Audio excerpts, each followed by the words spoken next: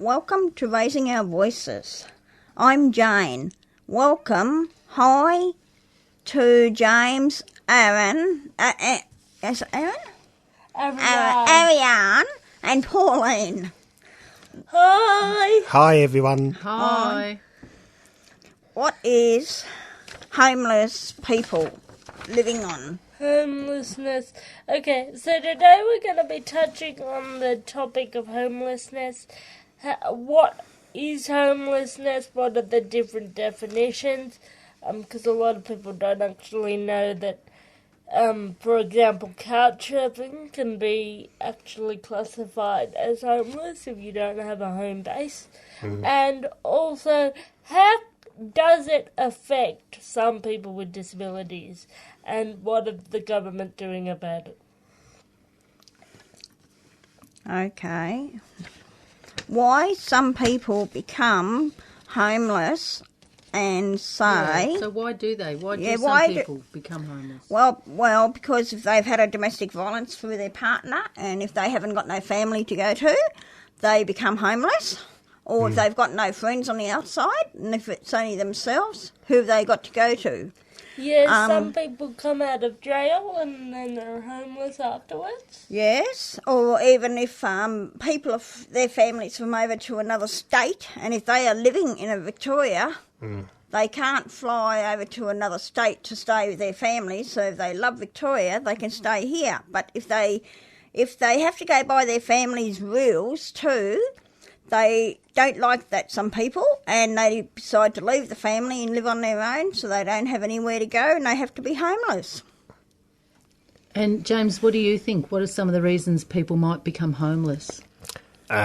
People begging for money. Money, yeah. So if you haven't got enough money, how can you afford rent? Street beg. Yeah, that's often what people end up doing. And I think if you haven't got a home and you don't have an address, it makes getting even Centrelink unemployment benefit. Yeah, you can't get Centrelink or any sort of unemployment benefit unless you have a fixed address.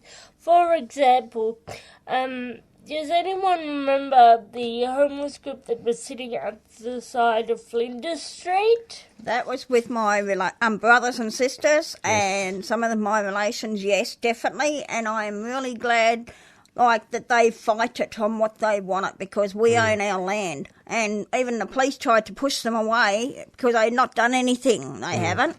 Yeah, and I was talking to them briefly one day.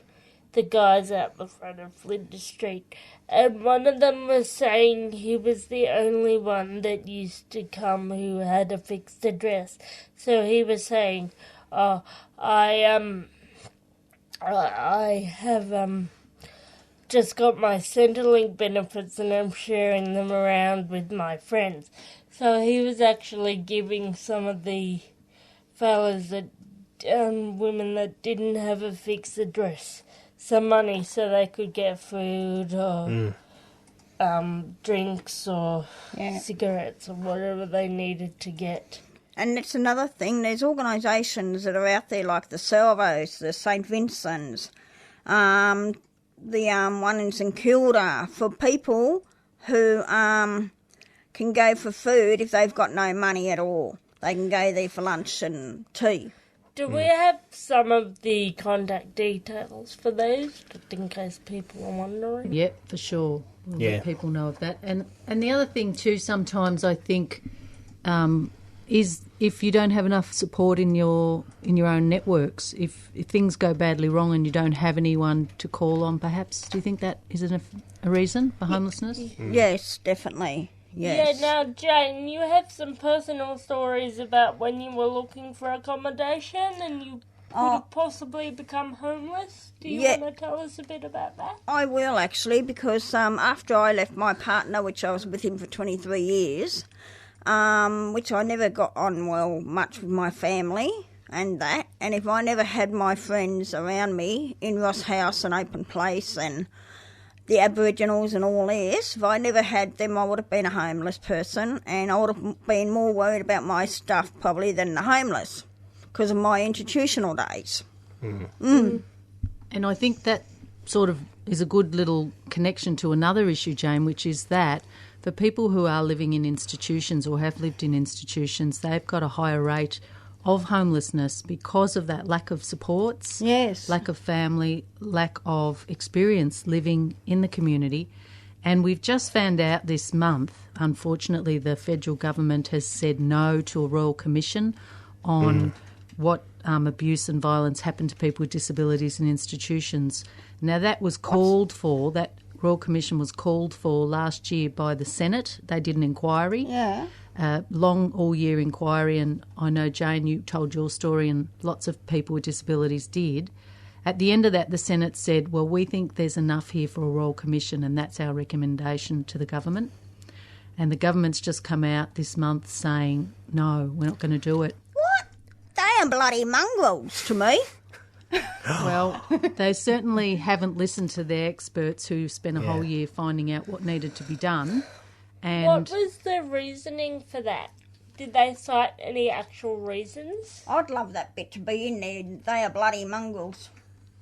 well, basically, the reason that they I gave... don't think we can put the bloody bit in. Just back onto the topic, though. What the government said was they said, well, there's the NDIS coming in, and that's going to apparently solve all the problems. Oh, bull.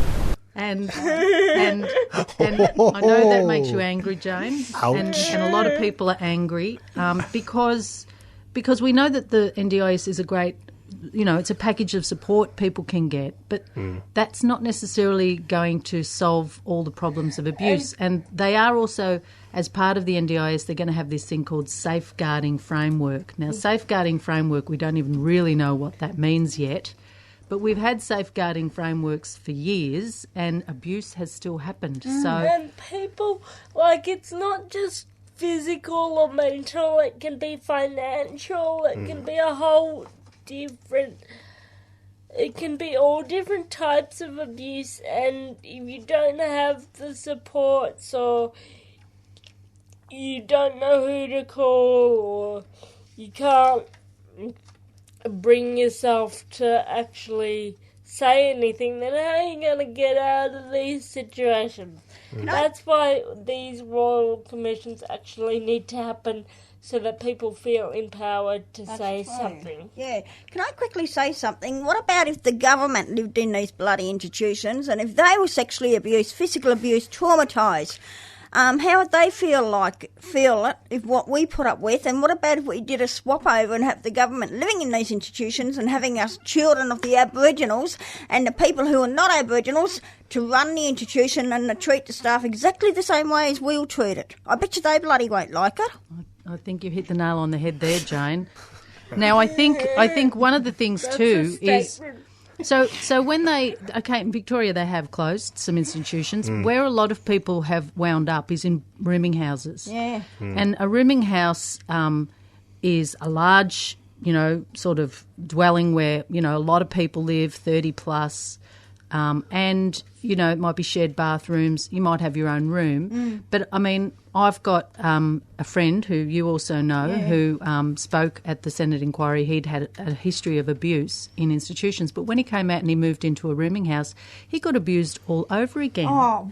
And a lot of the abuse was actually coming from other people that lived there, and he couldn't get away from them. So people stood over him, took his money, and there wasn't anywhere else he could go except out on the streets. And he actually did that because he was safer. Yeah. He felt safer when he went out on the streets than when he was in the rooming house. Did he say anything? Is there staff in rooming houses that you can actually talk to? No. So it's just sort of like a cheap boarding house, really, is what a rooming house is. And because I know what they are, but I wasn't sure whether there was some higher body that you could complain to. Yes, there's a landlord agency, and often they're community housing providers. In his case, it was a community housing provider. He did complain about it, but there wasn't anything very much that could be done. It was one person's word against another, and inter-tenant disputes are really difficult to get resolved. The Residential Tenancies Act doesn't cover them, and it seems to me like a recipe for disaster if the only accommodation we can give homeless people is rooming house accommodation, because things like that might happen to them. They might get abused all over again. Yeah. And what about in St Kilda with where those people were living in that pub with the pub that's been sold? Where have those people got to live now? That's the Gatwick. You're talking about the Gatwick Hotel. Yeah. So the Gatwick Hotel is a notorious rooming house. The owners have been trying to sell it and can't. So it's, I think, going to close down unless it is sold. And the government at this stage is pledging money to try and find alternative accommodation for people, probably in rooming houses. But that's the thing. Try and find. Like, what happens if they supposedly, and if people can't see me, I'm doing quotation figures, if they supposedly can't find it, then what's going to happen? You know, they say, oh, we can't afford it, or we can't find it, still doing quotation fingers. And they can, they just can't be bothered. You know what I mean? And it's like, people deserve better lives. This is Australia. We're meant to be one of the luckiest countries in the world. But then again, we have people suffering, and people from minorities, not just disabled people, but Aboriginal people, people,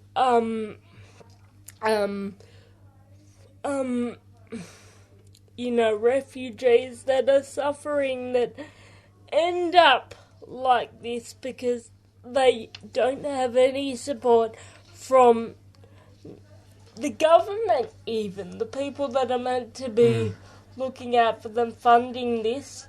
And yeah, they can complain until they're blue in the face, but as you said, under the Residential Tenancies Act, tenant disputes aren't covered, so there clearly needs to be something done about No, and the focus at the moment seems to be on more rooming houses, and they're putting a lot of money into renovating and upgrading rooming houses like Osnam House. They're putting $20 million into upgrading rooming houses in Carlton, South Melbourne and Ballarat and Ascot Vale and St Kilda. And I mean, most people don't want to live in a rooming house. Most people would rather have affordable, accessible, local to their community, independent accommodation, whether it's a unit or a house or whatever they need, depending on whether they have a family or they're on their own. And what about the people from the detention centres? What about the Indigenous and the people who are not Indigenous and who are African and that? What about these detention centres? They've been sexually abused there as well and been treated like a bunch of sheep and that, and just been treated from one paddock to another paddock and not been treated as an adult. And the police have even put... They're not being treated like human beings. Yeah, well, the police have even been putting bags over their heads and putting them in a chair with a rope around, tied around them. That's not right. No. What do you guys think? I think it's just wrong to put a paper bag over someone's head. I just think it's just not right. What about if we did that to the government? Put a paper bag over their head and tied them to the rope around the chair and glued and sticky taped them and slapped them with the stick. How would they like it? I bet you they wouldn't like it. So they could go in the Aboriginal shoes and people who are not Aboriginal. I don't think they would like it at all. I'll tell you... Sorry. Just, Jane, I think, some of what you're saying is really important because I think that people don't know until they walk in your shoes. That's right. And I know once a year they have Let's Sleep Out and experience homelessness, but it's only once. And perhaps That's more not government a real politicians should really see what it's like. I know. They're saying you can have sleeping bags and you can have pillows and da-da, but a lot of people who are homeless don't even have that. They maybe have a bit of cardboard and that's it. Well, maybe when they do it this year, another group should come down and say, the Move On laws say you can't be here, and make them all get up in the middle of the night and find somewhere else. Or I thought of a good idea. Parliament House up in Canberra. What about, for that day for the homeless, if the Indigenous and the people worked at Parliament House, done the government's job just on that day, and have the government sleeping on that day on the streets, and having only 1 cent to look after themselves. Amazing, Jane, amazing. $5. So I've also got some more press releases here because the government in Victoria made a few announcements in the last month about what they want to do about homelessness. They have actually decided to do something about it. Oh, a lot of what they're doing is around improving rooming houses, but they've also got this plan to give what they call rough sleepers, and they mean by that people sleeping out, not under shelter, accommodation in these transportable housing units. So they're sort of like kit home things, modular units that they're going to build or place onto land that belongs to another government department, and I think it's Vic Roads. The idea being that these homes could be there until Vic Roads needs the land, and then I don't know what happens. They lose their houses, I guess, because Vic Roads needs the land. That's right. But it's a way of them making a temporary solution. It is. We need more. I applaud them for doing that, but we need more concrete solutions. This can't just...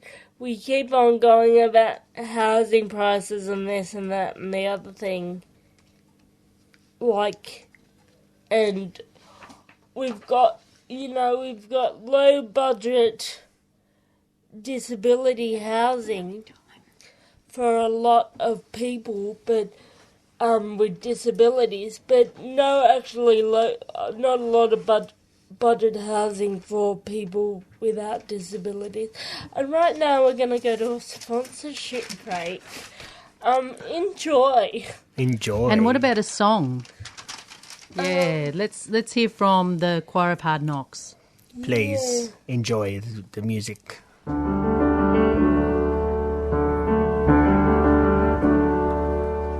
I've hardly been outside my room in days, 'cause I don't feel that I deserve some darkness helped until the whiskey wore away. But it was then I realised me conscience will never fade. When you're young, you have this image of your life, that you be scrupulous and one day even make a wife. Then you make boundaries you'd never dream to cross. And if you happen to, you'd wake completely lost. But I will fight for you. Be sure that I will fight until we're the special two once again. 'Cause we will only need each other, we'll bleed together. These arms will not be taught to hold another's, 'cause we're the special two. If we could only see each other, we'll breathe together. These arms will not be taught to need another's, as we're the special two. I step outside my mind's eyes for a minute. Yeah, I look over me like a doctor looking for disease, for something that could ease the pain.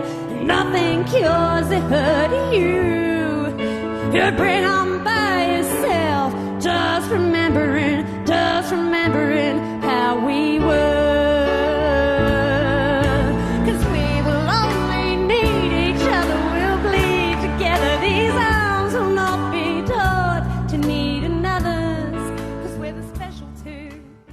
Welcome back to 3CR on Raising Our Voices. And in the studio today we have Pauline. Hello. Myself and Ariane and Jane today. Hi. Thank you, James. Hi, everyone. I just wanted to give Today we've you... been discussing homelessness for those that have just joined in. Thank you, Ariane. We have. And in the break, while you were listening to that fantastic song, we gathered together some information for you, okay? So there's some great groups doing things on this topic of homelessness. The Homeless Persons Union of Victoria, they provide information, education, voices and stories from people who have experienced homelessness. So they know, Jane, don't they? And they are at Trades Hall, which is 54 Lygon Street. You can write to them. They've got a PO Box 98 at Trades Hall. They've got an email, which is hpuvic@gmail.com. They've also got what they call the Walk in My Shoes homelessness experience tours. So maybe those politicians should be dragged along on those Walk in My Shoes tours. I agree with you there. And they can go on a range of Especially activities. Malcolm Turnbull. Yeah, absolutely. Calling you out, Malcolm, calling you out. And perhaps when he does the walk in their shoes, he could not have any shoes. That Yeah. would be good. And so you get a really good taste of what it's like talking to people who are advocates from the community housing programs, peer education and support program. And it's right through the Melbourne CBD inner city suburbs with someone who's got a lived experience and knows what it's like.